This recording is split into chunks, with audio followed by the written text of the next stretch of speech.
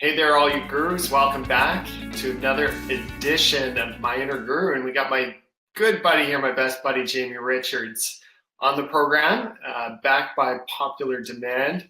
He's no stranger to the show.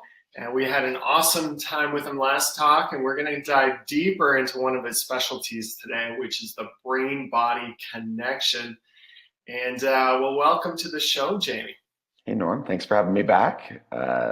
Excited to be here. We had a lot of fun on the first episode. It blew by, and we had a lot of other things we could talk about and discuss. So, yeah, I'm excited to do it all over again. All right. So those of you who might not know Jamie, I've had the privilege of knowing him now since 1998. Pretty That's phenomenal. correct. Yeah, for sure. So a couple of years there. And for a long time, he was actually one of my best buddies. I lived above him in chiropractic college. And he was the smartest person I knew through school. He was an absolute academic and very wise man. And he's gone on to now grow and develop his brand, which is Life by Design. And he has now 25 different businesses around the world, other chiropractic offices, other chiropractors who are practicing in this model. And that's something we're going to get into today. So those people who are new to the program, to your vision, Jamie, why don't you take a moment and just share a bit about what is Life by Design? Yeah, in a nutshell, Norm, it's a blueprint. It's a blueprint for people to live what we call an extraordinary life. And with the way people generally approach their lives, it's very reactive. It's very therapeutic.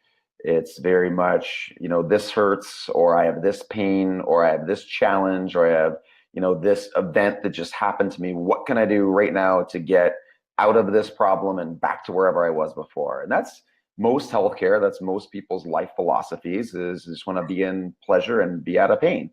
And I saw that early in practice. And even though we practiced in a similar model in terms of, making sure that the brain had proper communication to the body, dealing with the spine and nervous system, I was finding that it was difficult for people to fully grasp the concept. And then even the people who did, I don't think they fully understood that there was other things that they needed to do to maximize the function health of their body. So long story short, came up with a communication strategy is really where it started.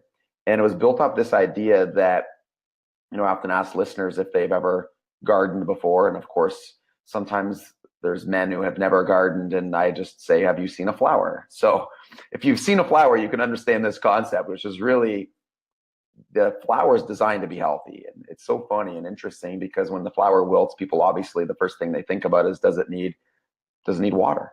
And then does it need sunlight and soil and carbon dioxide? And of course, you can't put a rock up against the stem of the plant. And I started realizing there was a lot of similarities with the way the human body worked, that it was designed to be extraordinary, that there was requirements that it had. And if any of those requirements were missing, then simply creating a lifestyle that was directed at implementing strategies to help meet the requirements would turn into all of these great things that people wanted with their health, like recovery from their problems, recovery from injuries, maximizing their performance, moving better, feeling better.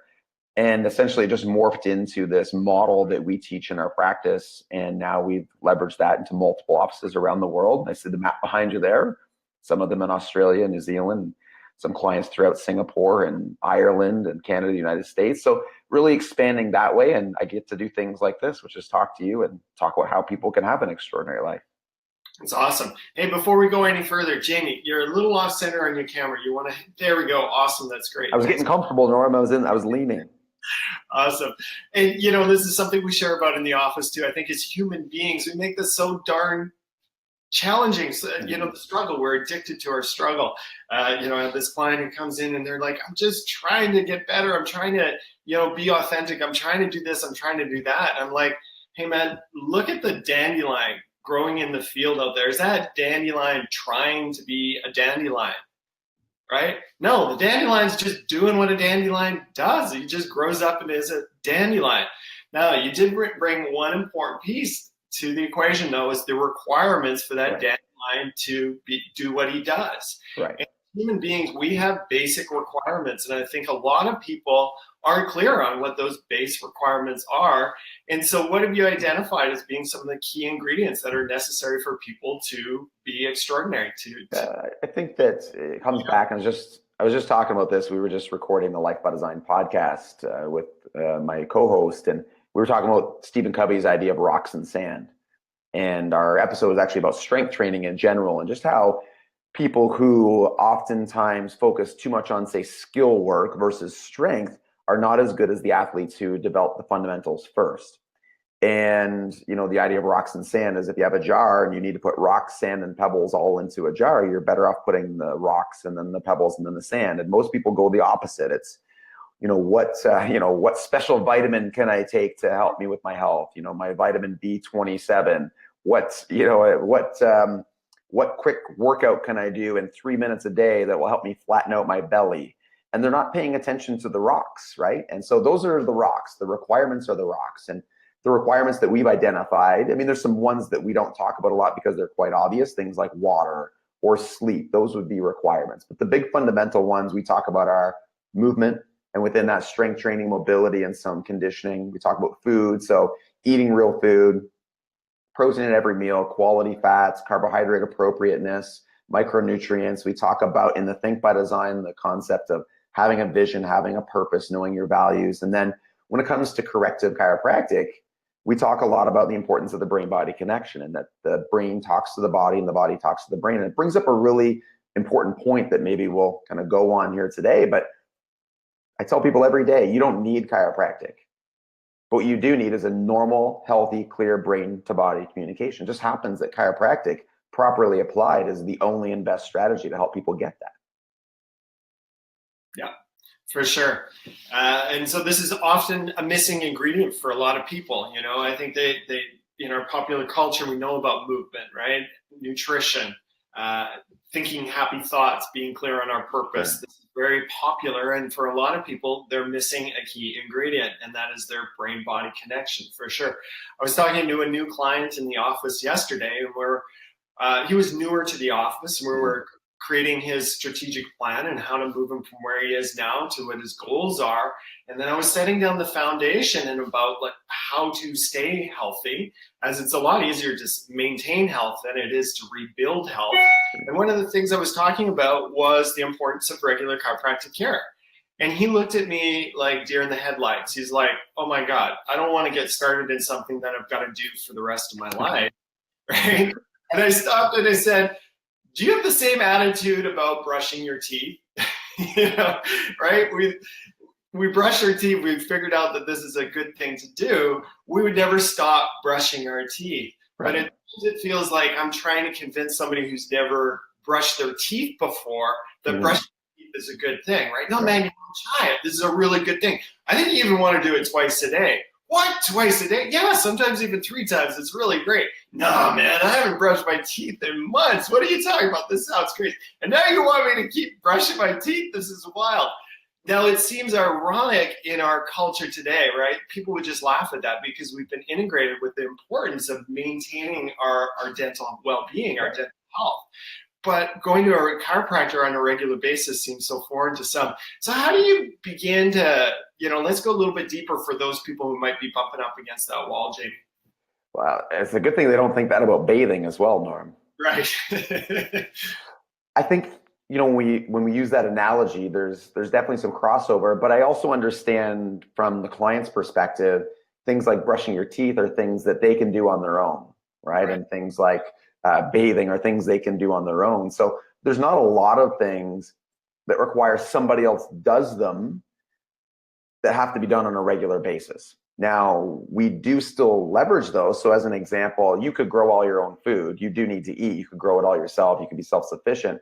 But of course, we typically go to a grocery store or a local farmer. So somebody else is doing those things, and we are paying for those things.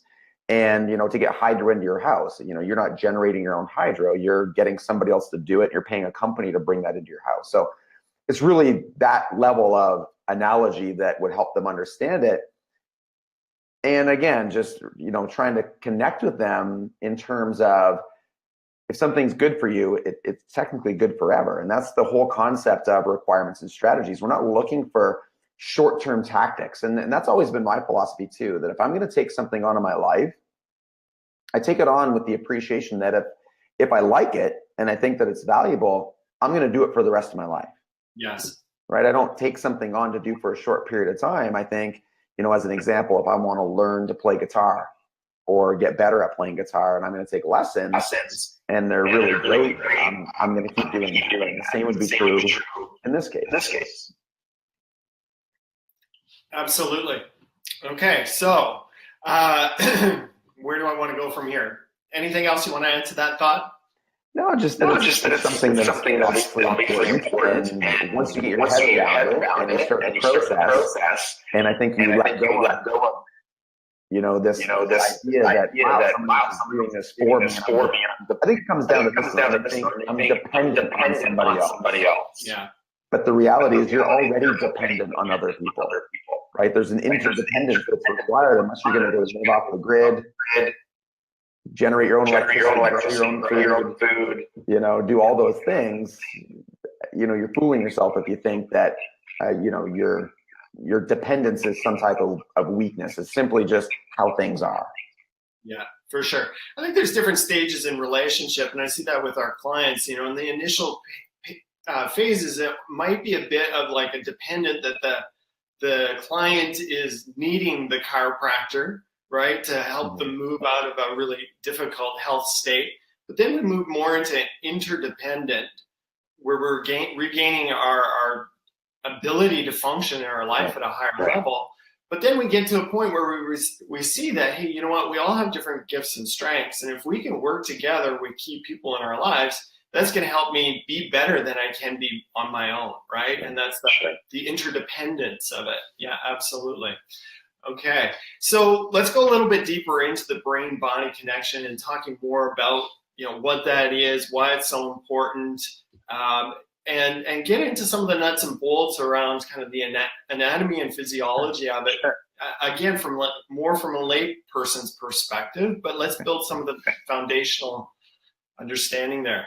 Sure. I mean, this is what I tell people every single day, is that the body's designed to be extraordinary, that the nervous system is the master control system, and it runs and regulates all the cells and organs and tissues in the body, whether it be direct through connection neurologically, whether it be from the brain to organs or glands that make other types of molecules that signal other things in the body. There's a huge sensory system that's constantly feeding information back to the brain. So this obviously is vital and important, and the spine is protective. And it's not just protective in terms of, hey, it's this static protective casing, but the spine, the neurological system, the tissues, they really are intertwined. And I think the older model and very much traditional chiropractic would be the bone's out of place, there's pressure on the nerve, and that's why you're in pain. Then it was bone out of place, there's pressure on the nerve, and that's why your organs don't work. And at the end of the day, that's probably not really what's happening. There's a much more complex situation, but we can still simplify it down to the fact that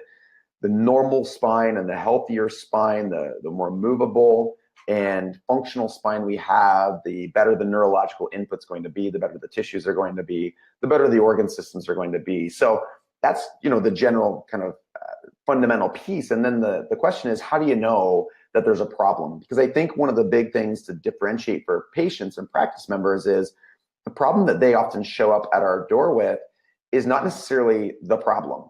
So in Life by Design, we'll define these two as the core problem and collateral damage. And I've always liked that idea because it signifies to people we're talking about two different things. And I use the Leaning Tower of Pisa a lot as an example. So imagine you have the Leaning Tower of Pisa.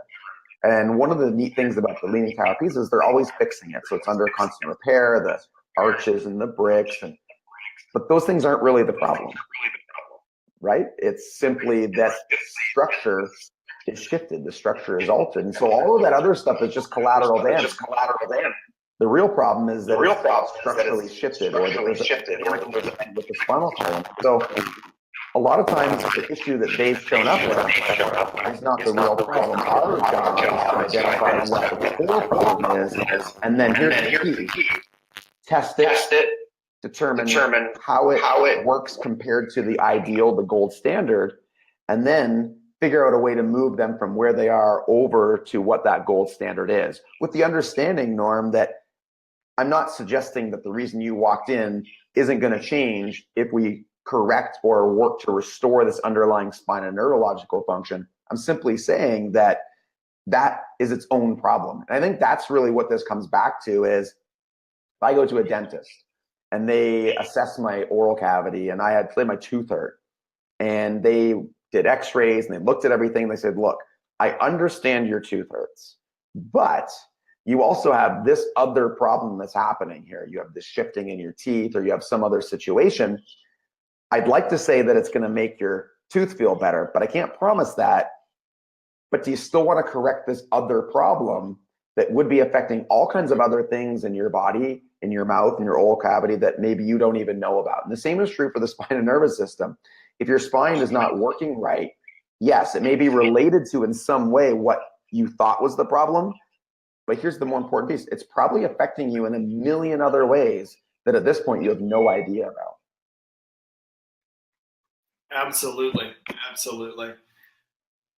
Mm-hmm. So one of the things I love sharing with clients about is how like 80% of the activity in our brain is actually generated through our spine, right? And so when our spine is lit up, when we're active within, that really stimulates the mental well-being. And I think a lot of people miss that step. You know, we focus, we're a very mind-centered culture, and we sometimes can forget the importance of physical activity and the engagement of the physical body.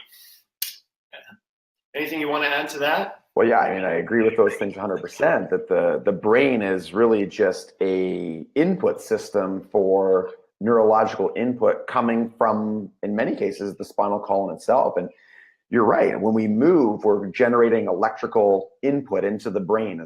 I like to call it neurological nutrition.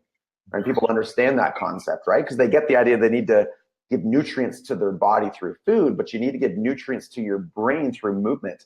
And it could be global movement. This is why I think exercise and specific corrective chiropractic care are very similar in the sense that exercise creates global movement through the spinal structures.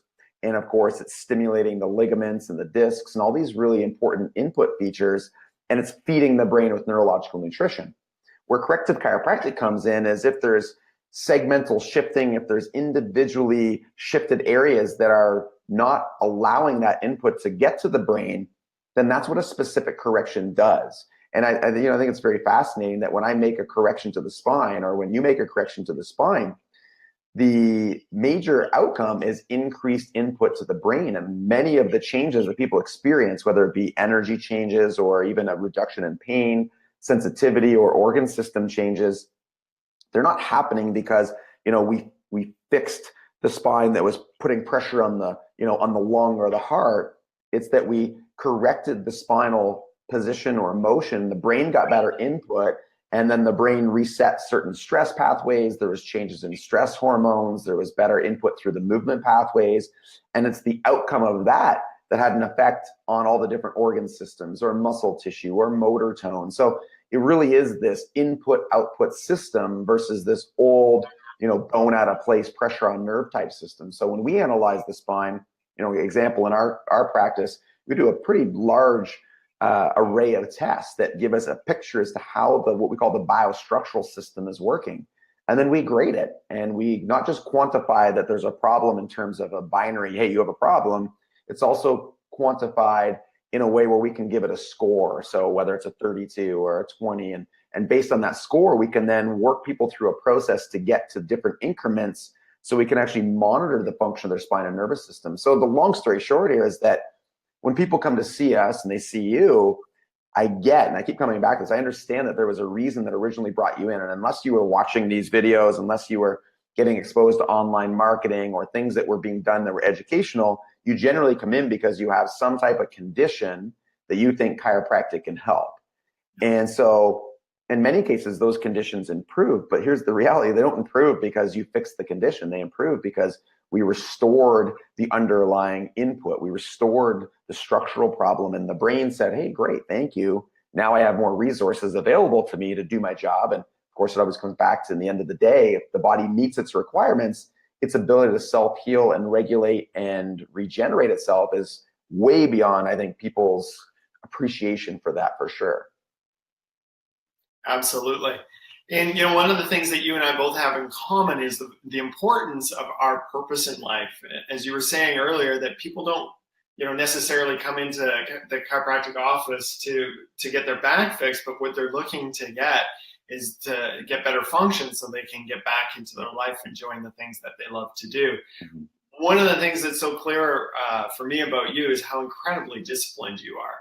You know, Jamie is an absolute phenom as far as what he can accomplish in a day and his discipline. And that really stems back to our purpose, which in both of our programs, that is really the top piece in the equation, is getting clear on our purpose. And so what role has your purpose offered you in your life, Jamie? Well, life's not easy, that's for sure. And, you know, it's just an acceptance that there's some challenges that are going to come along the way. And, you know, I know we both learned this early, that if life's going to have challenges, you might as well have big ones. Right? You know, it's much better to have too many friends and too much money and too many things to do that you love versus some of the other challenges that people take. So if you're going to have challenges, you might as well shoot for the biggest challenges you can take on. And having a purpose is part of what helps you get through that. You know, we have a big operation here. We have multiple offices, and there's lots of things. I also have two beautiful kids and a beautiful wife, and we have a busy family and lots of things going on. You know, I think of an example. When I came back from holidays in January, I came back first shift in the morning. I get here quite early, and I walked in the door at my center, and just imagine being in the Rainforest Cafe. It was pouring rain inside my building, and there was an issue with we had a flat roof, and so one of the pipes had frozen, and it was a disaster. And so how do you manage that? I'm actually, you know, grateful to say we didn't even close that day. Everything ran as normal, and we adapted, we figured it out. So, you know, I think having a purpose is part of attacking and overcoming major challenges. It's part of recalibrating where you're at in relationship to your vision and moving forward. So at 42, almost 43, you know, I think about you know, something that is present for me a lot is just mortality. And this idea that, you know, even if I live a great life, it could mean that I've met half my lifespan right now. And I think that's a really interesting way to think, is if I've met half my life or close to half my life, you know, what am I going to do? And that's really fueled a lot of the decisions I've made over the last couple of years, and knowing what those decisions are. So instead of just, you know, frivolously thinking, okay, mortality is setting in, my life is going to end in 40 or 50 years, let me go spend a bunch of money and waste a bunch of time. No, it's the purpose that I've been able to tie myself to and say, okay, so what do I want to do with this time that I have left? What I want it to look like? And I think I need to make decisions faster. But my point is, if you don't have a purpose to anchor them to, then those decisions, although you're making changes, could end up actually being more wasteful because they're not aligned with where it is that you want to go. And at this point, every minute of my life that I spend not moving towards something that I want to accomplish for some reason that I've set out is essentially a waste. And that doesn't mean that I don't have tons of fun. It doesn't mean that I don't do things that I love, but those are things that are tied to things that I want to have, experience, or help create in the future. So I'm pretty picky about things that I do. That's why I'm on the show today here with you, Norm. I wanted to do this. This was not I got to do Norm's show. It was something that when you asked me, I thought, oh, this would be great. I would love to do this. And I love having these conversations. So whereas if somebody else asked me to do something, I might have just said no because it didn't match my values. And 20 years ago, maybe it was a yes. But here we are today, knowing very clearly what the purpose is. It's much easier to say no and keep yourself directed on what you're trying to accomplish. Absolutely. Yeah, it's like a ciphering out system, right? When we're clear on our values and our purpose, it's a yes, no just becomes so easy. Right. I had somebody in the office the other day, and you know what he was really coming to the office for was he didn't know what his purpose was. He had lost his reason to get out of bed in the morning. I always say to people, you know, if you don't know what your purpose is, then your purpose is to find your purpose. Oh, that's great. Right, you know, and so if you don't know what's your purpose, how do you tune into that, Jamie? What are some ways of uncovering that? I think purpose is, you know, unless you are grateful enough to, you know, wake up one day and it was just there and you just knew what your purpose was, or early in your life you just really knew what your purpose was and there wasn't a process of being purposeless for a period of time.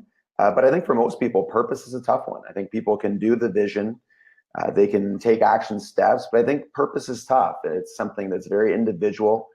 It's something that's unique to you. It's not something that anybody else can tell you what your purpose is. So from a strategic standpoint, I like to break these things down and come up with systems to help myself or other people. Starting with your values, I think, is always a good place. So value being something that you want to attain, something you want to maintain, finding out the things that you love, looking back at the times when you're happiest, right? I fully believe that emotions are simply a barometer as to how closely you're aligned to your values. So for me, even decisions we've made the last 2 years about how many days a week I'm going to be in practice, who I'm going to see in practice, what other things I'm going to do, were dictated by what do I love to do. So what are the days I like? What parts of my day do I like the most? What parts do I not like? What parts are the most difficult for me?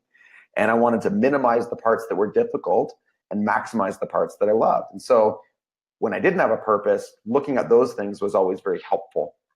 And for me, and again, maybe you can share your purpose. I've had the whole, well-written purpose and the things that sounded great and changing the world and all those types of things. And I think really for the purpose now, for me, the purpose at the end of the day is to be happy. And so, my purpose is purely to be happy. And I don't mean like again, a frivolous, hedonistic type of happiness. I mean a happiness that is driven from pursuing my values. And so for me, purpose and values are essentially hand in hand. And it's simple. It's, living a life where I get to see my children be happy, which means for them to identify the things they care about most and help them pursue that. That's something that I care a lot about. I want to see them pursue their values because I know that by doing that, they're going to have the greatest life possible. It doesn't mean the wealthiest life possible necessarily, although it could. It doesn't mean even the fittest life possible, though I hope it does. It means that it's the life that they want to pursue. And regardless of everything else, they'll be happy if they're pursuing that life. So that's a big part for me. The same for me. I want to have a life that is full of freedom, where I'm making choices because I want to make those choices, because they match up with my values. And I think this is something that scares people, to think that you could have a life like that. And, I think, again, on my example, we've hired associate doctors. I practice a day and a half, and I love practice, but I don't want to practice more than a day and a half. But I love helping hundreds of people. We've had open the gym. We've expanded Life by Design. As the new project is, we're just opening Charlie's Cafe. So that starts on Monday. So today I'm working on designs of our coffee bar and restaurant and manuals. And I'm building a little tiny home out by the edge of the lake where I live, so I can go out and I can work out there next to the water, which was always a dream of mine as a kid. So I'm basically, Norm, I'm saying, screw it. I'm going to do whatever the hell I want because it's what I want.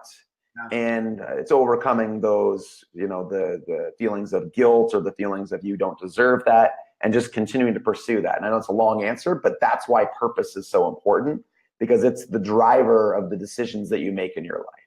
Yeah, absolutely. Hey, there's a lot of good pieces there, folks. And, I can't agree more.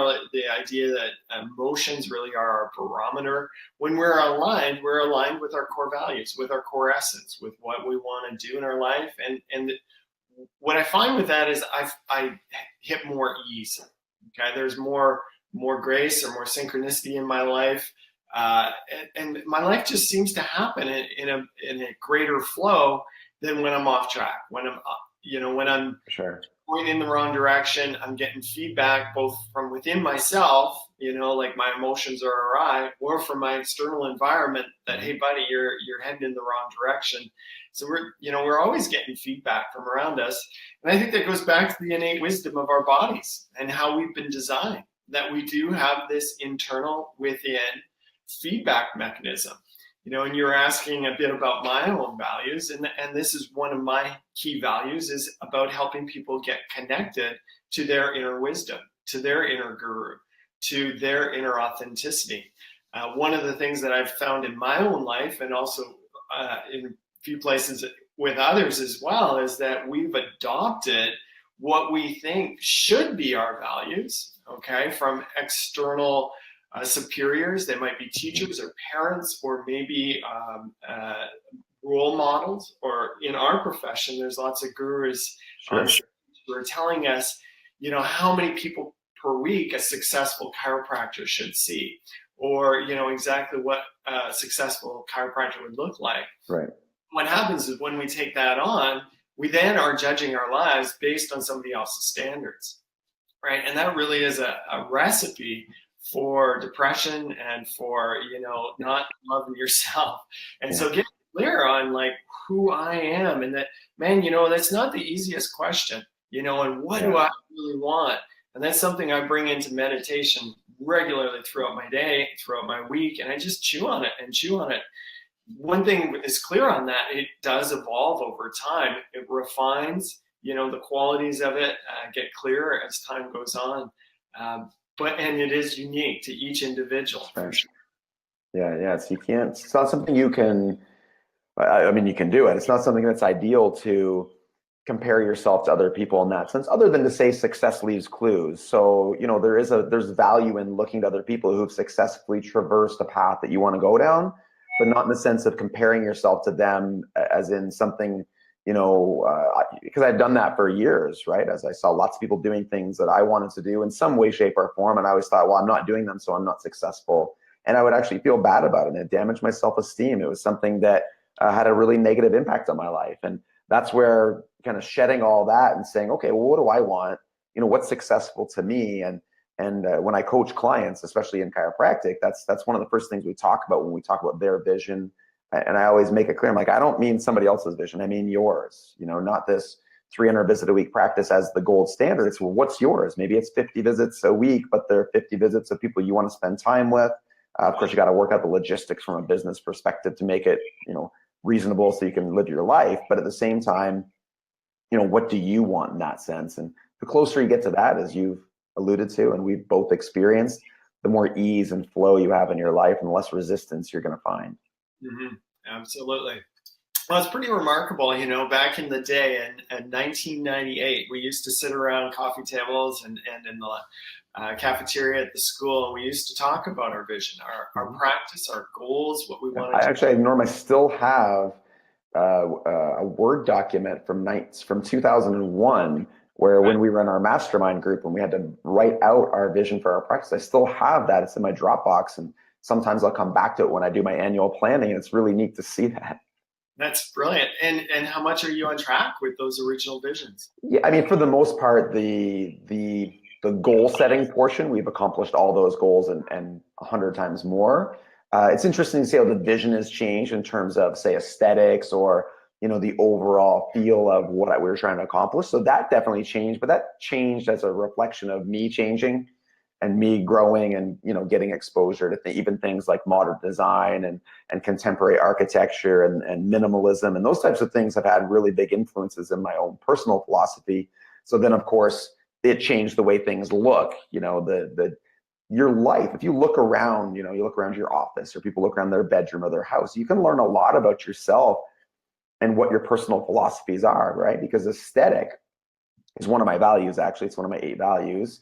Aesthetic is the art form of your values, is a great way to think about it. So how you look and how you decorate your house and even the car you drive, all those things are the personal kind of tangible reflection of values for you. Yeah. And so what does that say for the mobster sitting on the other side of the camera here?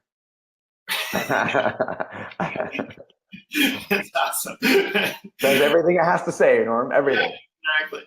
That was the discussion moments before the camera went live. Jamie was like, should I take the toque off? Should I go do my hair? And I was like, man, this is your brand. Well, this is Fridays. So, Thursdays we finish up a busy week. Fridays I spend most of my day on Skype or Zoom doing consultation calls. Today's had a lot of Charlie's, which is our cafe, getting developed. But, I have my coach shirt on. So the gym's open today, and I'll be down there for a workout later. So I like to be comfortable. Definitely like to be comfortable. And my wife makes fun of me sometimes because I think she sees me in sweats and a toque now more than you'd see me in, normal clinic attire. Right. That's awesome, man. Well, you're certainly living your life by design. Congratulations, man, in how everything's unfolding. And you just dropped a huge value bomb here for us. As we finish up, is there any final thoughts? Sure. Yeah, I do have one thought. I think it sparked from what you and I chatted about earlier, where you said, "Hey, I went and listened to your podcast on mental health," and I think it's really important when people look at somebody speak. We're on the My Inner Guru, and I think it really fits with the message you're trying to give to people. Is that I don't ever, ever, ever want to paint a picture that my life is not without challenges, that my life hasn't been without challenges and some extreme challenges. And Norm knows, probably more than most about some of those challenges. And then plenty of challenges since, we've lived together and since we went to school together. So I don't want people listening to think, oh, well, I can't do that. I can't go through that process. I can't have that life. Because that is the natural tendency, right? Is to think, well, I don't have enough time, or I don't have enough money, or I don't have the resources or the smarts, or whatever. Understand, I didn't have a lot of those things either. I come from very much a middle class family. I had plenty of challenges in my life. I've been divorced. I've had businesses that have failed. There's all kinds of things. And so, I was actually saying again on a different podcast today. I started a lot of my Think by Design style workshops with this idea and a handful of slides that show people who've had major, challenges in their life that people would more know about. We've all had the behind the scenes and overcome them. So, whether it be, again, the surfer who lost her arm at 13 and got back on the board in 3 weeks and then became a champion, whether it be Christopher Reeves, or there's just all kinds of people, Sean Stevenson. I mean, they just can go on and on and on. And the point is, whatever you're telling yourself, I don't have the time, the money, the resources. And this is to me is something that I get very passionate about. Every circumstance you have that you're telling yourself is holding you back, somebody, if not tens of thousands of people, have overcome that exact same circumstance, are overcoming that exact same circumstance, or worse, and are having success in their life. So what does that mean? It means that you have to go and look inside. You have to ask yourself, why do I believe I can't do this? And I think at the core of all of this, if I had to pare it down to one single concept, one single deficiency, and as much as I'd like to say it's the spine, it's not the spine. The one single deficiency among everything in people's lives that are holding them back and stopping them is a deficiency in self-esteem. Without question, it's a deficiency in the relationship with themselves. And if we build the relationship with ourselves and we go through those 6 pillars, as Nathaniel Branden talks about, and we get to the point where, we know what our life is for, we're aware of it, we're conscious, we're taking responsibility for it, and then we are living in integrity with that. And self-esteem is not a thing. It's an emotion as well. And it's a muscle that happens through going through the value process, living your values, staying in integrity, and working through those challenges.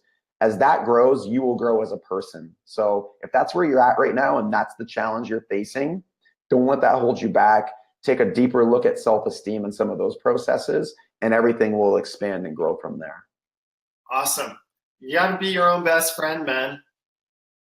Yeah, well, what do they say? I can't remember if it was Voltaire or who the philosopher was, but most of man's problems exist from the inability to be alone with themselves, something along those lines, right? And of course, all of our challenges in life, there's only one person who is unique to all of those, and that's us. We're the only person who's the same in every single challenge. There's a common denominator here, for sure. We are the common denominator. It's that self-responsibility piece that I think people are challenged by. And if you can accept responsibility, and you can hear it in people, when you talk to people who are challenged, and if you hear a lot of, I can't do it, or there's this and that, if I have a challenge in my life, for the most part, again, I'm not perfect by any means here, but if I have a challenge, my first thought is, what can I do? How can I fix this? What can I do better? Dana and I were just chatting about our kids and always trying to help improve their relationship and the growth and development. And, it's a 2-year-old and a 3-year-old, right? So, I mean, they're just 2 and 3 sometimes. And when they're that age, you think, man, if they're freaking out or they're being a 2 or 3-year-old, what do we need to do to them? And it's not what do we need to do to them, it's how can I approach this differently, right? How can I come at this differently? Is there anything I can be and do that would help them versus they need to change, they need to pick up their toys, they need to And we see that same type of attitude in our lives. Oh, well, the government, oh, oh, well, my boss or my job, or I don't have enough. And again, it's just this, the sooner you just accept responsibility, right? The fact is, if you don't have enough resources and finances, then you need to figure out a way to create more value to get more resources. If you don't have enough time, then you need to solve that problem, because nobody's coming to save you. Get that right away. Nobody is coming to save you. And the sooner you get that, the sooner life gets moving in the right direction. Right on. And that brings us right back to source, right? And that's what this is all about, is people reclaiming that, hey, you know what? I'm my own inner guru, right? It's like, why am I always looking out there for the answer? Let's tune in within myself, take responsibility, take the action steps that I know I can make, and move forward from there. Are you familiar with the Holographic Universe, the book, The Holographic Universe? It was one of the first books I read back. I probably read that in 1999 or 2000. Yeah. Fantastic book. And, for me, that's a kind of a center point in around the importance of taking responsibility. If you haven't read that book, you want to look into it. It is fundamental in the quantum physics world. And what the fellow in the book illustrates is just how much power we have when we change within us, how the movie of our lives around us start to change. And really, that's where we have the most opportunity for changes within us. And most people, 90% of their energy and time and focus is trying to change the external reality, where we really have power is within ourselves. So right on, buddy. Thanks for bringing it back full circle. This is a great chat. I really relaxed into it. I was a little nervous halfway through, but that's part of the whole process too, right? As being humans, and it's all good. It worked out well. I had a great time, Norman. Like I said, I'd be on your show anytime. I enjoy this. I enjoy speaking to your audience. And I think these are things that have made such an impact in my life. The ease that I get to speak with this now is because I've gone through those processes and still go through those processes today. I'm super stressed out right now about Charlie's Cafe and all the things we have on our plate. It just is what it is. And the sooner you go, hey, this is what it is, then you go tackle it and get to work. That's it. Awesome, buddy. Well, thanks for being on the program, and I look forward to the next time we chat, bud. Okay. All right. Be well. Be well.